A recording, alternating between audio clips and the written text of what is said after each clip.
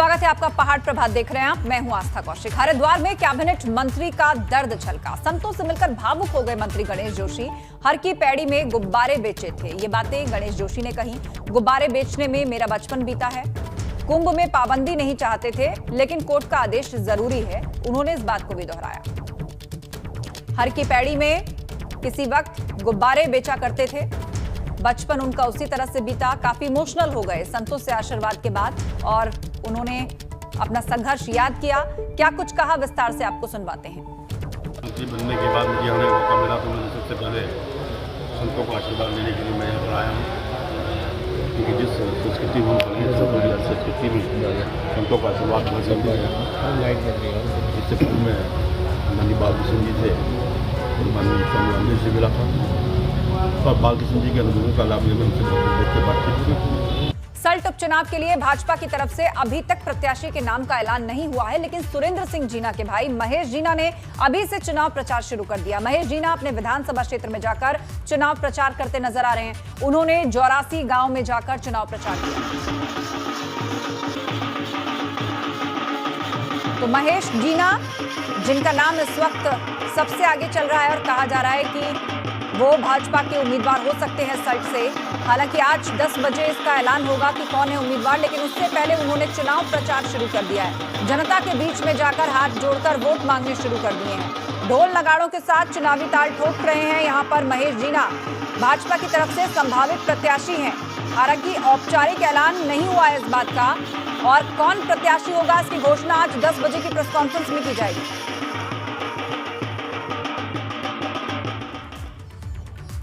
निर्वाचन आयोग ने सल्ट उपचुनाव के लिए तैयारियां तेज कर दी हैं, मगर कोरोना को देखते हुए मतदान के दिन सावधानी बरती जाएगी। मतदाता ग्लव्स पहनकर वोटिंग करेंगे।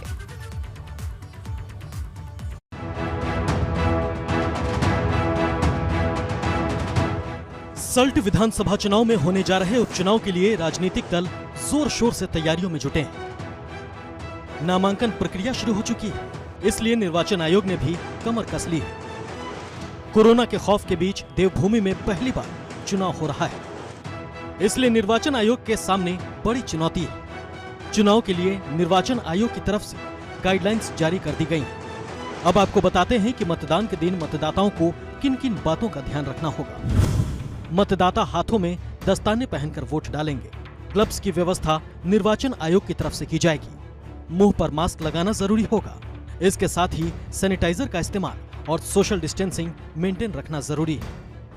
हर जो वोटर है उनको फेस मास्क के साथ ही वोट करने के लिए इंस्ट्रक्शंस है, और उसके बाद जो हमारा थर्मल स्कैनिंग टेम्परेचर देखने के लिए जो मेजर काम हो रहे हैं, जहाँ पे एफएलसी और बाकी चीज़ हो रहे हैं, वहाँ पे हम उसको यूज़ कर रहे हैं। सैनिटाइज़र हम हर पोलिंग पार्टी को दे रहे हैं। हर इलेक्टर जब अपना वोट कास्ट करेंगे वहाँ पे भी उनके लिए सैनिटाइज़र का उपलब्धता होगा। उसके बाद सोप और पानी जो हाथ धोने के लिए उसका भी उपलब्धता करवा रहे हैं। इस बार वोटिंग 1 घंटे से ज्यादा समय तक चलेगी, जबकि बूथों की संख्या भी बढ़ाई गई है। 2017 के विधानसभा चुनाव में बूथों की संख्या 136 थी, जिसे बढ़ाकर 151 किया गया है। जिन बूथों पर 1000 से अधिक मतदाता हैं, उन्हें 2 बूथों में बदला गया है। सल्ट विधानसभा में 1000 मतदाता वाले 15 बूथ हैं।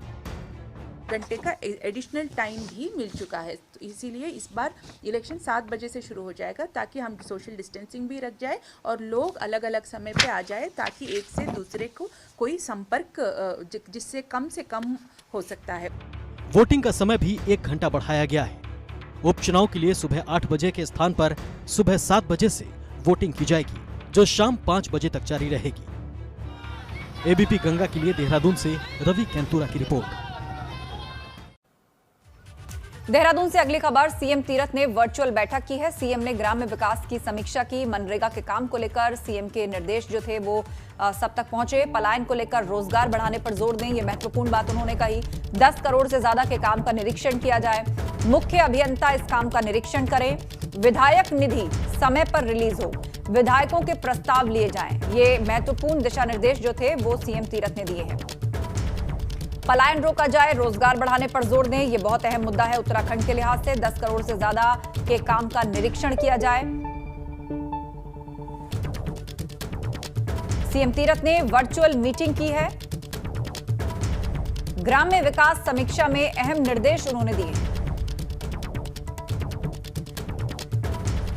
और बड़ी खबर, देहरादून में साइबर ठगों के हौसले किस तरह बुलंद हैं, आप इस खबर से समझिए। एसएसपी देहरादून योगेंद्र के नाम पर पैसे मांगे गए हैं। फेसबुक पर लोगों से मैसेज करके पैसे मांगे गए हैं। साइबर ठगों ने एसएसपी के नाम पर ठगी की कोशिश की है। सोशल मीडिया पर पैसे मांगने की तस्वीरें वायरल हो रही हैं। साइबर सेल को यह मामला भेजा गया है। एसएसपी पीआरओ सेल को शिकायत मिली, साइबर सेल को यह मामला भेजा गया। देहरादून जिले के एसएसपी हैं योगेंद्र सिंह रावत।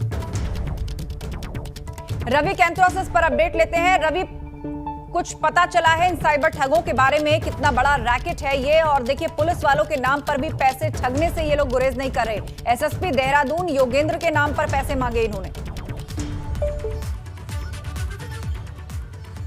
आस्था, देखिए इनके हौसले कितने बुलंद है तो इसी बात से अंदाज़ा लगाया जा सकता है कि खुद जो देहरादून के कप्तान हैं उनके ही नाम और उनकी ही फोटो लगाकर सोशल मीडिया पर जो वायरल तस्वीरें हैं वो ये दिखाती हैं कि साइबर क्राइम को जो साइबर अपराधी हैं उनको कहीं ना कहीं पुलिस का तो डर बिल्कुल भी नहीं है। और ऐसे में हम पहले भी ये कई बार बताया कि देवभूमि में भले ही अन्य क्राइम कम हुआ हो, लेकिन साइबर क्राइम के जो अपराध हैं वो लगातार अब बढ़ते जा रहे हैं। और ऐसे में हालांकि ये जाँच भी जो है साइबर सेल को दे दी गई है, लेकिन बड़ा मुश्किल होता है ऐसे अपराधियों तक पहुँच पाना। तो ऐसे में और ज़्यादा अब हाईटेक होने की आवश्यकता है। पुलिस को लगातार इस पर बात होती भी रहती है, कई बैठकें इसको लेकर होती हैं, लेकिन आज जिस तरीके से जो साइबर अटैक देवभूमि में लगातार हो रहे हैं उसको लेकर और ज़्यादा हाईटेक होने की ज़रूरत है। अभी तक इसमें भी कोई सफलता पुलिस को नहीं मिली है, लेकिन हाँ, साइबर सेल को इसकी जाँच करने के लिए ज़रूर दिया गया है कि ये कहाँ से बनी है और इसकी क्या इसका IP एड्रेस हो सकता है, इस पर पूरी जाँच की जा रही है। लेकिन जब एक तो विस्तार से जाँच चल रही है अभी, लेकिन समझना होगा कि किस तरह साइबर ठग जो हैं वो पुलिस वालों के नाम पर जब पैसे मांग सकते हैं, तो आम जनता को कितना सचेत रहने की जरूरत है। आप बने रहिए रवि, आगे भी खबर पर हम आपसे अपडेट लेंगे। उत्तराखंड में तेजी से बढ़ रहे हैं कोरोना केस। एक दिन में 192 मामले सामने आए हैं। एक मरीज की मौत भी हुई है। सबसे ज्यादा देहरादून, हरिद्वार, नैनीताल में कहर देखा जा रहा है। अब तक 99,000 से ज्यादा लोग यहां पर कुल संक्रमित हो चुके हैं। पूर्व सीएम हरीश रावत और मौजूदा मुख्यमंत्री तीरथ सिंह रावत भी इस वक्त कोरोना पॉजिटिव हैं। जहां हरीश रावत को एम्स दिल्ली में एडमिट कराया गया है, तो तीरथ सिंह रावत क्वारंटीन में ही रहकर अपना ट्रीटमेंट कर रहे हैं और काम भी कर रहे हैं। रवि से इस पर अपडेट लेते हैं। रवि, बताइएगा, आंकड़ों के लिहाज से इस वक्त उत्तराखंड में क्या स्थिति है? यहां कुंभ भी होने जा रहा है, इस कारण भी प्रशासन की चिंताएं बढ़ी हुई हैं। आस्था, इस बात का अंदाज़ा लगाया जा सकता है कि अब प्रतिदिन 200 के करीब जो है उत्तराखंड में कोरोना के केस आ रहे हैं। छोटा राज्य है और ऐसे में ये संख्या बड़ी है और बैकलॉग भी लगातार बढ़ता जा रहा है। 13,000 के करीब बैकलॉग है, यानी कि वो सैंपल जिनकी रिपोर्ट अभी नहीं आई है। आने वाले वक्त में ये आंकड़ा और बढ़ेगा। ऐसे में दो बहुत अहम त्यौहार हैं, एक तो होली का त्यौहार है और दूसरा देहरादून में झंडे जी का एक मेला होता है, जिसमें तमाम राज्यों से कई संगतें यहाँ पर पहुँचती हैं। और ये संगतें सैकड़ों में नहीं, हज़ारों लाखों तक की भीड़ होती है। अभी तक प्रशासन के द्वारा इन संगतों के लिए क्या इंतजाम है वो भी अभी स्पष्ट नहीं हो पाई है।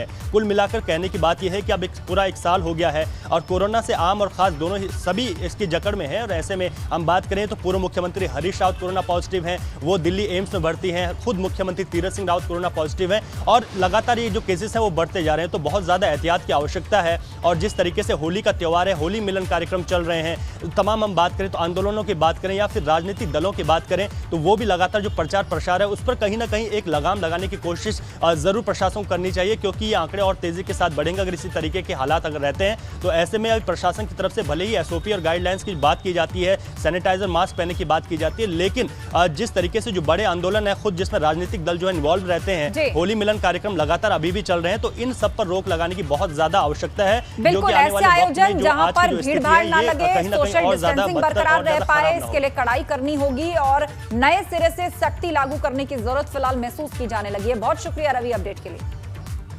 उधर देश की बात की जाए तो कोरोना की रफ्तार लगातार तेज होती जा रही है। बीते 24 घंटे में 59,000 से ज्यादा मामले सामने आए हैं। हर दिन ये डाटा बढ़ता जा रहा है। 257 लोगों की पिछले 24 घंटे में कोरोना से मौत भी हुई है। हालांकि 32,000 लोग इलाज के बाद ठीक होकर घर भी गए हैं। इलाज के दौरान वो ठीक हुए हैं, लेकिन 24 घंटे में 59,000 से ज्यादा मामले पूरे देश से सामने आए। 24 घंटे में 257 लोगों की मौतें, ये अपने आप में चिंताजनक है। लगातार लोगों की बढ़ती लापरवाही और कोरोना को लेकर कैजुअल अप्रोच आज डेटा के मामले में भारत को एक बार फिर से उसी जगह ले जाकर खड़ी करता दिखाई दे रही है जो डाटा बीते साल नवंबर या दिसंबर में सामने आता था।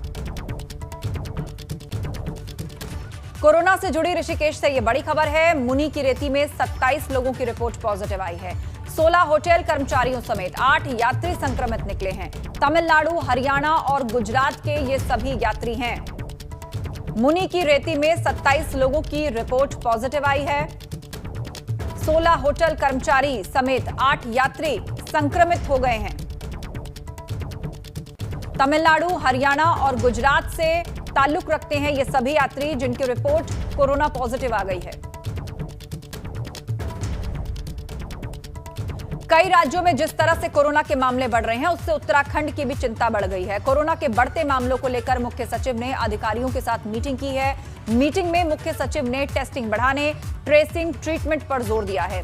साथ ही कोविड के निर्देशों का पालन करने के भी निर्देश दिए हैं। कोरोना के बढ़ते मामलों को देखते हुए मुख्य सचिव ने कहा है कि प्रदेश में माइक्रो कंटेनमेंट जोन बनाए जा सकते हैं।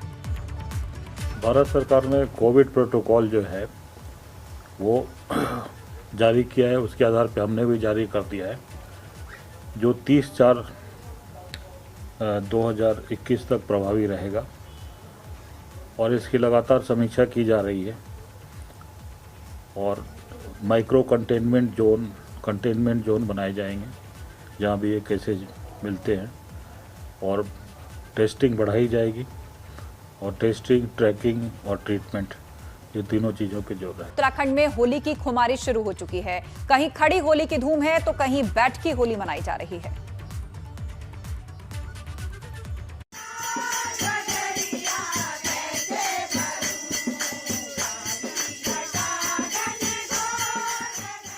होली के गीतों पर झूमती महिलाओं की टोली।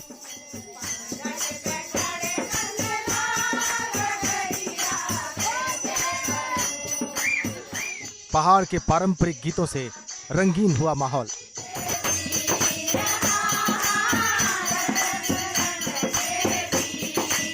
कुमाऊं में इन दिनों होली की खुमारी छाई हुई है। हल्द्वानी में ये महिलाएं होली के गीत गाकर झूम रही हैं।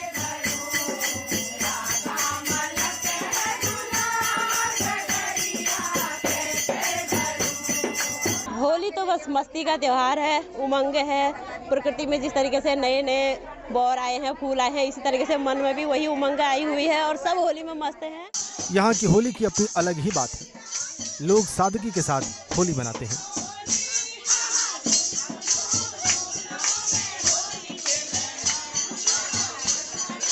कुमाऊं की होली के गीतों में महिलाएं सामाजिक बुराइयों को दूर करने का भी संदेश दे रही हैं ताकि लोग सब बैर भुलाकर होली के रंगों में सराबोर हो जाएं। होली कृष्ण और राधा के उसमें मनाते हैं और हमारी होली पूष के इतवार से लगभग शुरू हो जाती है। बैठकी होली होती है, पहले शुरू में बैठक की होली किया जाती है। हम लोग बैठकी गाते हैं, जैसे उसमें रंगहंगा कुछ ऐसा रहता नहीं है, खाली बैठ।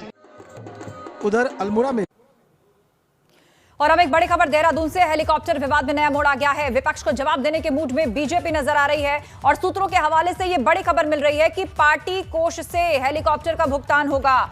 रेखा वर्मा, मदन कौशिक ने इस हेलीकॉप्टर का उपयोग किया था जिस पर विवाद हो गया था और अब बीजेपी विपक्ष को जवाब देने के मूड में आ रही है।